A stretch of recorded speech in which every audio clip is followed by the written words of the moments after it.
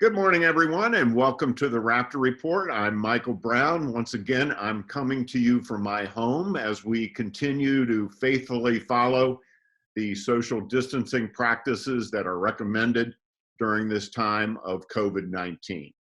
But today it is my pleasure to welcome in one of the stars of the MC men's basketball team, Isaiah Jennings. Isaiah, thanks so much for joining me this morning. How are you doing? Thanks for having me. Well, it's a pleasure to have you here. And just before the shutdown due to the coronavirus, the MC men's basketball team finished a very solid year. They finished 20-9 overall. You guys were 10-4 in Maryland JUCO, which was good for third place.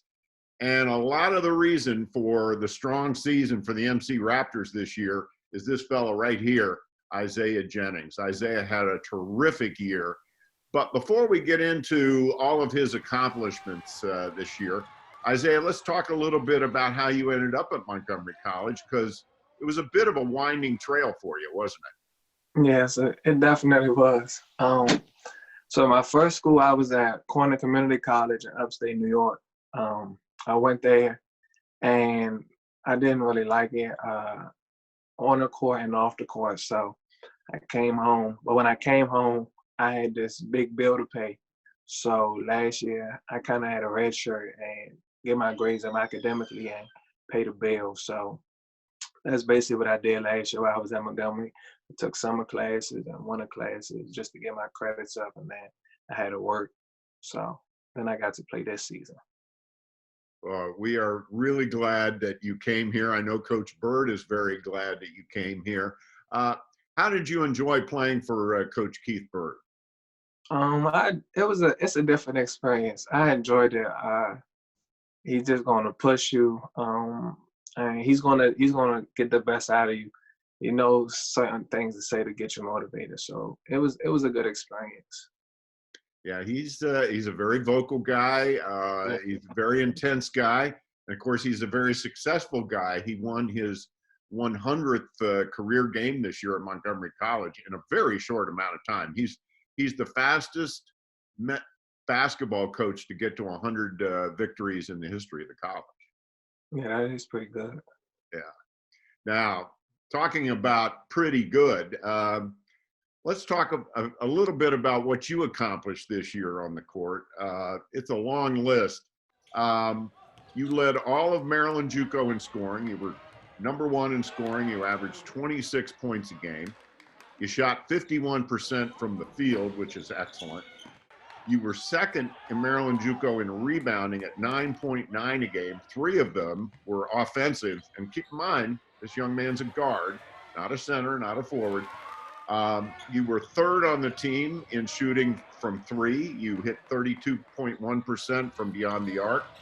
And you were second on the team in assists, averaging 2.9 a game. So those are very impressive numbers, Isaiah. Were you surprised by that, or is that something that you expected out of yourself?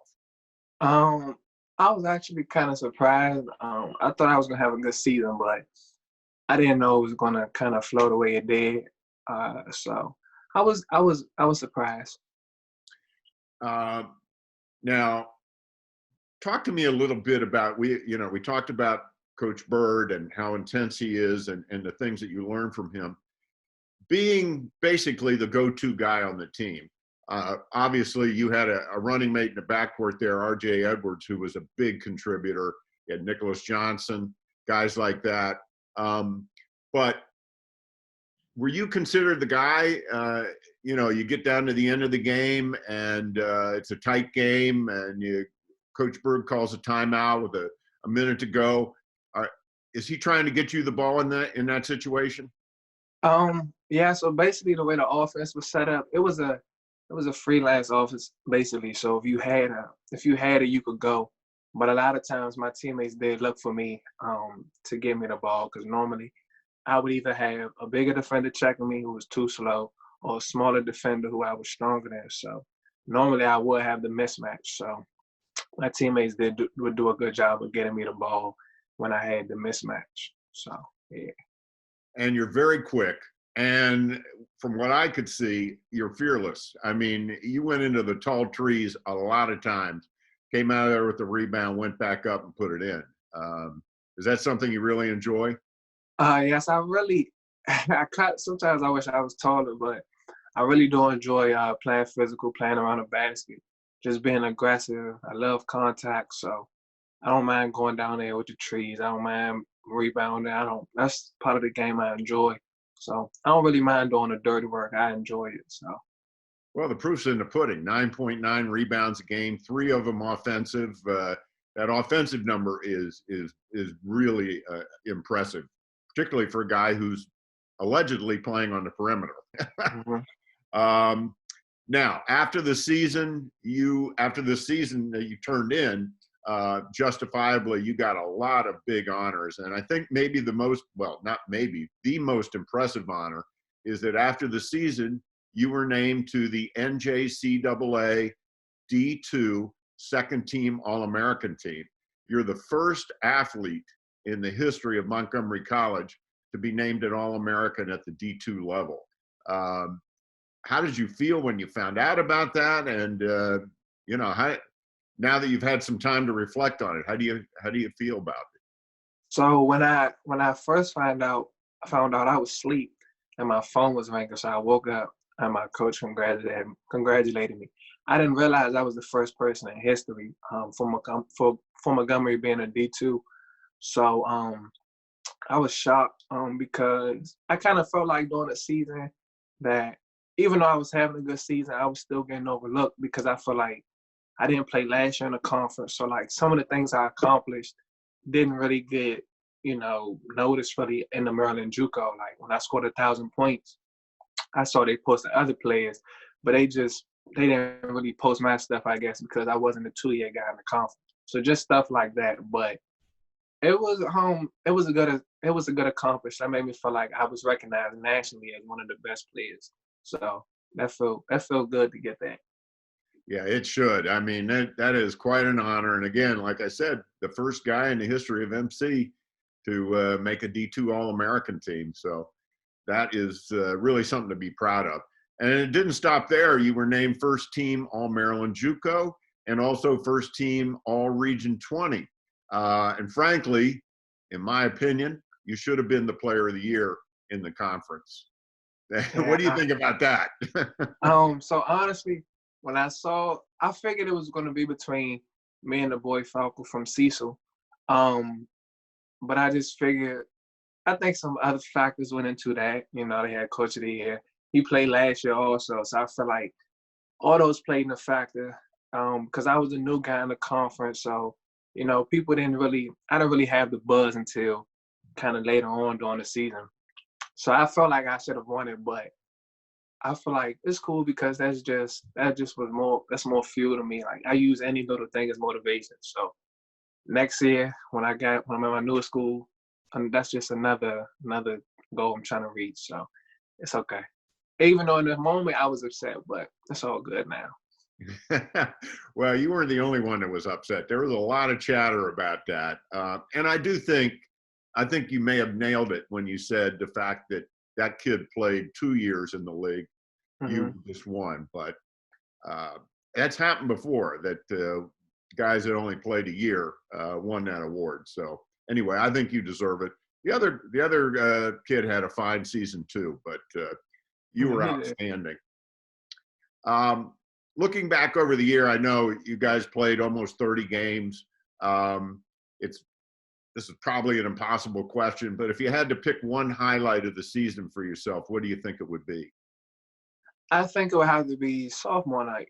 And I say that because sophomore night, I put a lot of work in to get here, especially for last year because I had a big bill to pay and I didn't really know how I was going to do it. And I didn't really want to ask my parents for help because I'm the oldest sibling, so I have younger siblings too.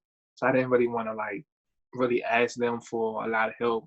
So I just tried to do it on my own. And some days I wanted to go to workouts with the team, but I had to take care of my business. So I feel like sophomore night was good, was a good accomplishment because I made it all the way through the season. My grades were good. Me taking those classes last year helped me to be on point to graduate during the summer, this summer. So that just felt like a accomplishment for me. And I had a good game. I mean, I wish I came out with the victory, but I played really well that night. My dad was there. I walked out with my dad. That was cool. So yeah, sophomore night was definitely, when I look back, one of the highlights. Well, that's great. Yeah, and I like the way you framed it because you know, I was talking to Michael Simone, who works in the athletic department, um, basically the SID for the college, and he told me that you learned a lot last year having to sit out and Yeah, kind of watch what was going on and the whole academic aspect as well. yeah, I did. I learned that basically, like, it's okay to ask for help. It's okay to not know what you're doing. Like, and it's a lot of, Montgomery has a good supporting cast. There's a lot of people who will help you. You just gotta ask the questions. You can't really be scared. You just gotta ask. And Michael Simone, he helped me like the whole way through. Like, he, Miss Olmstead, Miss Goldstein. Well, Miss Goldstein really helped me a lot this year, but he and Miss Olmstead helped me a lot last year with just finding the right classes, what credits that I need for my degree evaluation. They helped me register. Like, they helped me a lot. Like, I probably was texting him almost every other day trying to figure out what I could do. But I really appreciate that. And I told him that they really helped me a lot. And I told him the next one I go to, I hope I have a class just like that because it made a big difference. That's great. That's great to hear. That's great to hear. So you are a sophomore. You mentioned that you're going to be graduating this summer, and I understand you've decided where you're going to go to a four-year school. Tell us about that.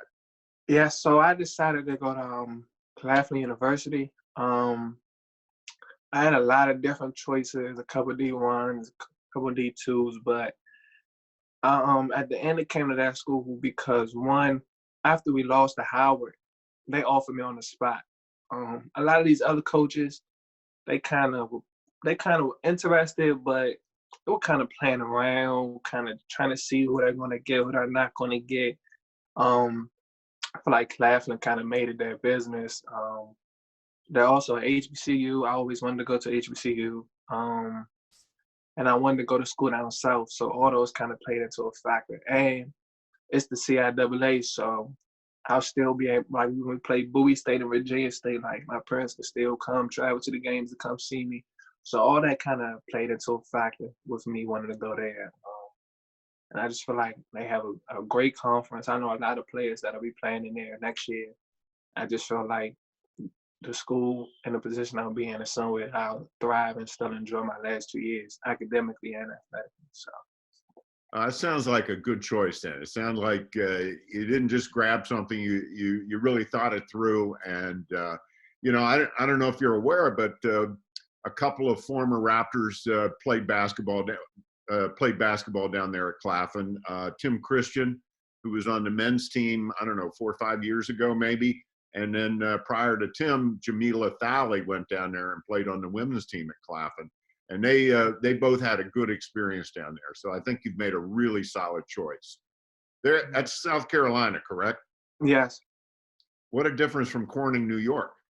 I know, right? But everywhere, yes, it should be good though. Yeah, a little warmer down there too. Yeah, definitely. That upstate New York, that can be wicked cold. Yeah, it's rough. Yeah, I'll bet it was. So let's talk academics. I know you're an excellent student. I've talked to Michael Simone about you a lot. How have you enjoyed the academic experience at Montgomery College? Montgomery was a good experience for me. I feel like the only way you really are going to fail is if you if you make yourself feel like, unless you do absolutely nothing, because the teachers they work well with you, they respond back to emails in a timely manner. Like, if you show initiative and you show you're trying to succeed, they will help you. Like, even if you're struggling, they will still help you. And I feel like that's big that's big for me. Because sometimes like I'm not the best student, but I feel like when a teacher sees you're trying and they work with you, I feel like that's really good. Even if you may still be struggling, I feel like it's good that they still want you to they want you to succeed. So I feel like that's what I really liked about Montgomery. It seemed like everybody genuinely did care about you being successful and you doing well in your classes and stuff like that. Well, that's great to hear. That is, and very helpful. What do you plan to major in at Clapham? Early childhood education. Oh, really? What do you want to do? I want to be a teacher. I want to teach the babies, so elementary school teacher. Ah, good for Yeah, you. Good for you. Do you think, well, who knows if you'll end up back in this area or you'll stay down in South Carolina or go somewhere else? yeah. Who knows? Yeah, it's a crazy time right now. Mhm. And speaking of crazy time in academics, during this time of COVID-19 with the stay-at-home situation, you're having to take all your classes at MC now remotely. How is that going? Are you able to handle that? How are you coping with that situation? So this season or this semester, a couple of my classes were already online. So the transition hasn't been that much different because I had already had some online classes this semester. But it's just I just kind of have to stay consistent, like checking my emails every day, because with my classes that were already online, I had class on certain days. So like I only kind of check them on certain days, but now I'm checking and making sure I check it every day and making sure I'm emailing my teachers, just being big on my communication with them. Um, and that's really all you can do, just communicate really and stay on top of your work. Do you enjoy taking classes online? Not really. Not really. You'd rather Nah. be, you like that face-to-face Yeah, interaction. I like face to face better. Yeah. Yeah, I, definitely. we're hearing that from a lot of the athletes. Yeah, definitely. Yeah. Yeah. Plus, I feel like at home it's easy to get distracted. Like you're in the house, there's other stuff you can be doing. You comfortable already, so it's like it's easy to just say, "Oh, I can," I'm home. I can do this later, or it's easy to make up an excuse. Yeah, it takes discipline, doesn't it? I mean, you really Definitely. kind of have to have a system, a pattern down to really make it work. Yeah, definitely. And of course, you like you said, you have other siblings in the house, so Yeah, they so you they're know doing their schoolwork too. So it's like it gets busy in here. Yeah, it gets busy. yeah, I'll bet. Now, how about basketball? I mean, you obviously love the game. Yeah. Here we are in a time of Corona. Are you able to play at all? How are you staying fit? What are you doing? So the first 2 weeks, once we got out of school, I was still playing. I was playing outdoors, but once they really put some pressure on us and kind of shut everything down, I haven't really. I mean, I've still been trying to work out in the house. I still trying to do some ball handling, but as far as like shooting and I try to still run and walk and stuff. But as far as playing, I haven't been able to play. It's probably been a month now. It's like I haven't played real basketball since we lost to Howard. So that was like March 6th. So Right. it's been a while, but I'm still just making biggest thing. I'm trying to make sure I stay in shape, so that way whenever we do get back, the physical part will be good. So Yeah, that I think that's probably all you can do under the circumstances. I yeah, understand that even I don't know about this area, but some areas they took the hoops down in like the outdoor park basketball courts because they didn't want people playing. yeah. My house they tied the top of the rims up so that so you couldn't shoot in them. So Uh, yeah, you live in D.C., correct? yes, Yeah. You went to Wilson High School, right? yeah. Hmm. That's right. That's right. So what do you think the hardest part has been? What's the hardest part of this whole Corona experience for you? Is it the lack of basketball?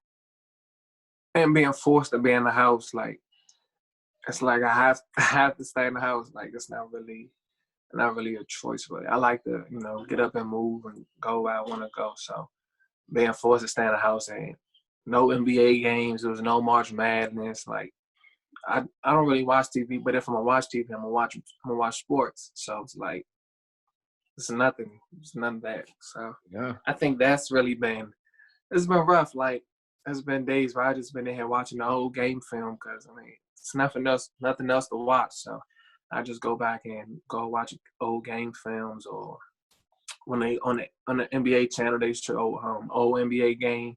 So I watch that for hours. But it's really the closest I'm getting to basketball right now. So that's all I got. That's what I do. Yeah, it definitely is weird. Have you watched the Michael Jordan Last Dance documentary Yeah, on definitely.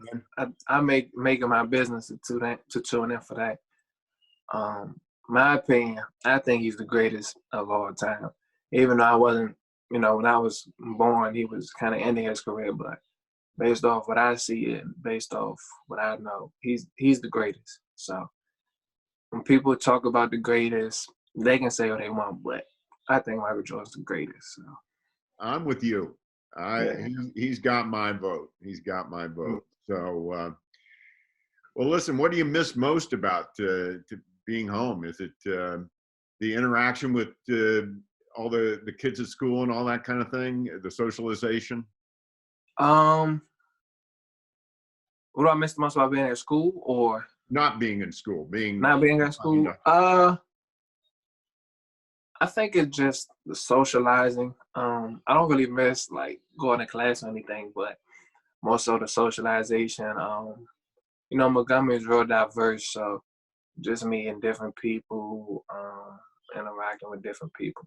That's what I say I would miss the most. It was different because I used to, I live in DC. I used to go to Tacoma campus, and when I had my class in Rockville, I would catch the shuttle bus to Rockville. So I kind of like that process of going to school every day. It was cool.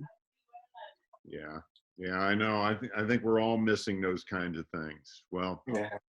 Isaiah, I want to thank you so much for taking time to visit with us today. It was really a pleasure talking to you, and congratulations on a fabulous season. Best of luck. Best of luck in the future, and please stay healthy. Thank you. I appreciate you for having me on this interview. Well, it was my pleasure to have you. And I want to thank everyone for joining us today on the Raptor Report. To stay on top of everything happening with Montgomery College athletics, you can follow the Raptors on Facebook at the Raptors MC. You can also follow them on Twitter and Instagram at MC_Raptors. You can follow me on Instagram and Twitter at MC_Raptor Voice.